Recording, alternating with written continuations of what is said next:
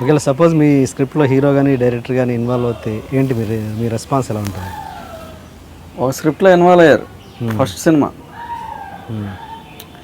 ఈయన మన దర్శకుడే కాబట్టి చెప్పేయచ్చు.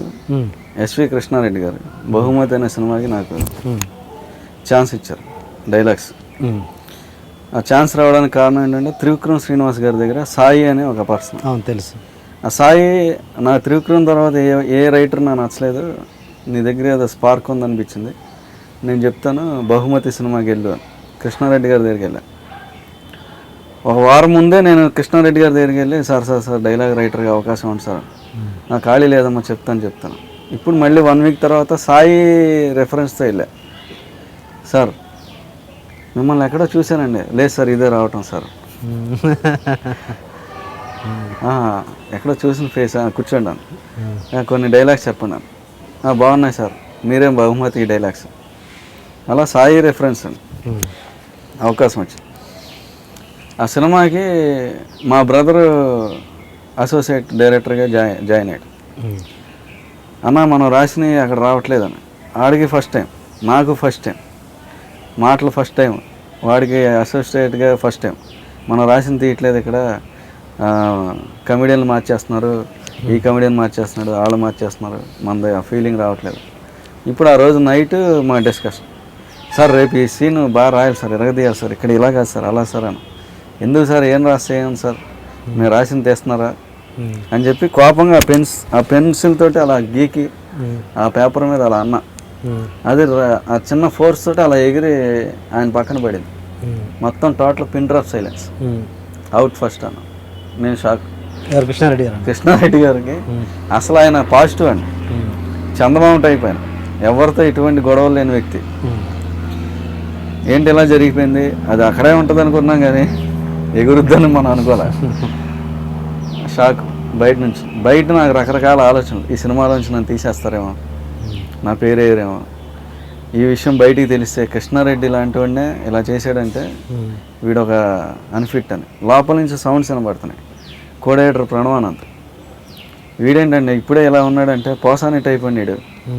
ఇప్పుడే వీడు పెన్సిల్ ఇసిరేసాడంటే రేపు సెట్లో ప్యాడ్ ఇసిరాడని నమ్మకం ఏంటి, కొడతాడు సార్ వీళ్ళ అందరు. నేను ఆయన కోపం వచ్చేస్తాను. పక్కన అచ్చిరెడ్డి గారు అని ప్రొడ్యూసర్, ఆయన కృష్ణారెడ్డి గారితో మాట అన్న, కొబ్బరిబండ అనే సినిమాకి నువ్వు కథ ఇచ్చావు, డైరెక్టర్ సరిగ్గా చేయట్లేదని ప్యాడ్ ఇసిరేసావు.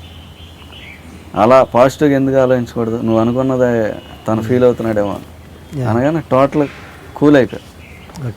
రైటర్ లోపలికి పిలవండి, ఇంకెప్పుడు ఇలా చేయొద్దాను, ఇంకెప్పుడు సార్ ఇంకెప్పుడు చేయను. అక్కడి నుంచి మళ్ళీ కంటిన్యూ అయ్యాను.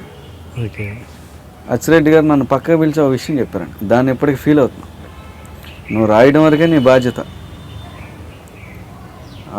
నువ్వు రాసింది డైరెక్టర్ తీసుకోవచ్చు తీసుకోకపోవచ్చు, నీకేం నష్టం లేదు, డైరెక్టర్ జీవితం అది. అతను బాగా తీసుకుని అతను విజన్లో తీసుకుంటాడు. నువ్వు రాసింది యాషేజ్ ఏ డైరెక్టర్ తీసుకోడు. నువ్వు రాసింది యాషేజ్ తీయడానికి ఇదేమో దేవుడు రాసిన తలరాత కాదు, నువ్వు రాసిన ఒక వర్షం.